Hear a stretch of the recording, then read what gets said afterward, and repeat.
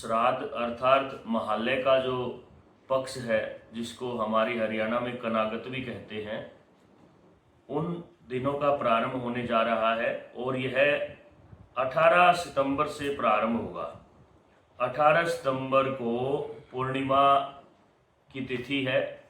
पूर्णिमा का व्रत 17 तारीख को शास्त्र सम्मत है।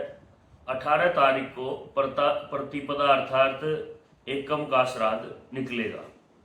उसके बाद 18 सितंबर को जब हम एकम का श्राद्ध करते हैं, उसके अगले दिन 19 तारीख को द्वितीया का श्राद्ध होगा और पूर्णिमा का श्राद्ध 17 तारीख को ही निकालना शास्त्र सम्मत रहेगा। 20 तारीख को तृतीया रहेगी। 21 तारीख को चतुर्थी अर्थात चौथ का श्राद्ध निकलेगा।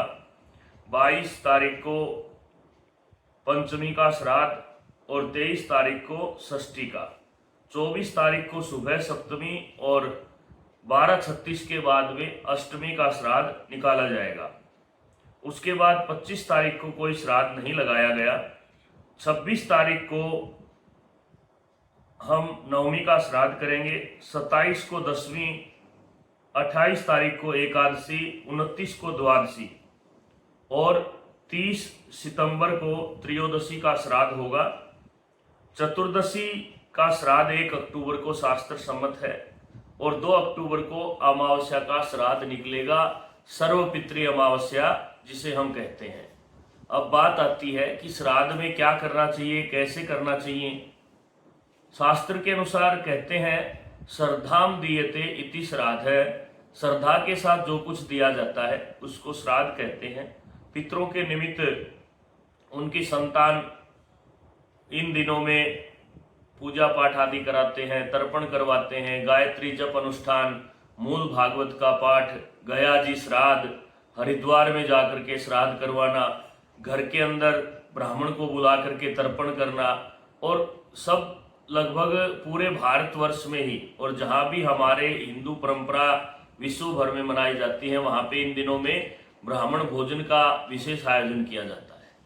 अब बात आती है कि इन दिनों श्राद्ध करने का समय क्या होना चाहिए।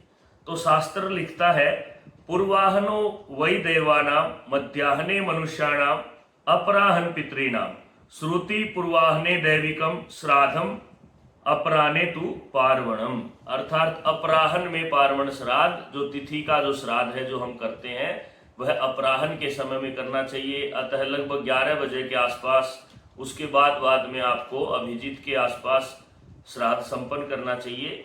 यह उचित समय है। अपनी आवश्यकता के अनुसार भी कर सकते हैं। कई बार कोई रोजगार करने वाले हैं, कोई दुकानदार व्यक्ति है या किसी भी कारण समय का अभाव हो तो प्रातःकाल भी आप इस काम को कर सकते हैं।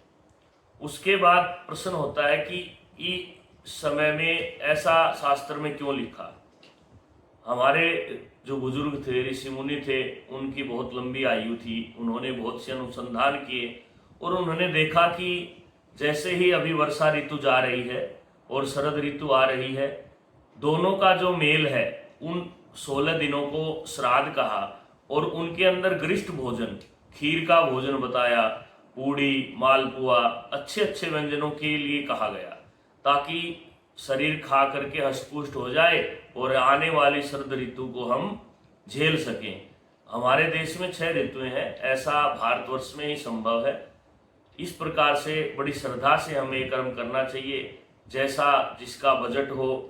अगर आपके पास किसी को भोजन कराने का सामर्थ्य नहीं है तो आप किसी गौ माता को भोजन कराएं, किसी गरीब को भोजन कराएं, किसी साधु महात्मा को भोजन कराएं और ऐसा भी संभव नहीं है तो आप अपनी श्रद्धा से कुछ ना कुछ कौवों को डाल दें, क्योंकि कौवे जब खा करके विष्ठा करते हैं उन्हीं से पिप्पल और बड़ की उत्पत्ति होती है।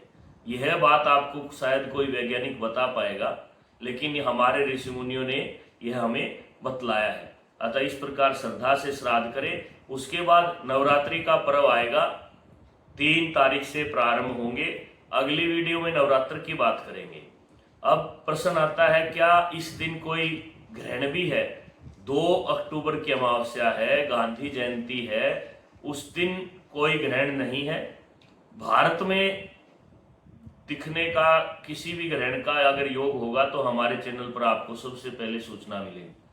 तो इसलिए अफवाहों पर ध्यान न दें। यूट्यूब और बहुत से ऐसे स्रोत हैं ऑनलाइन जिसपे थोड़े अल्पज्ञ लोग भी बैठे हैं और वो अपनी टीआरपी को, अपने चैनल के व्यू को बढ़ाने के लिए ऐसा टॉपिक बनाते हैं जिससे लोग ज़्यादा देखते हैं। परंतु सावधान रहें, अफवाहों से बचें। और ये जो प्रमाण है मनीराम पंचांग के अनुसार हमने बताया है। किसी भी प्रकार की कोई आपत्ति हो तो नीचे इंडेक्स में दिए गए नंबर पे आप हमसे संपर्क कर सकते हैं। धन्यवाद। जय श्री राम।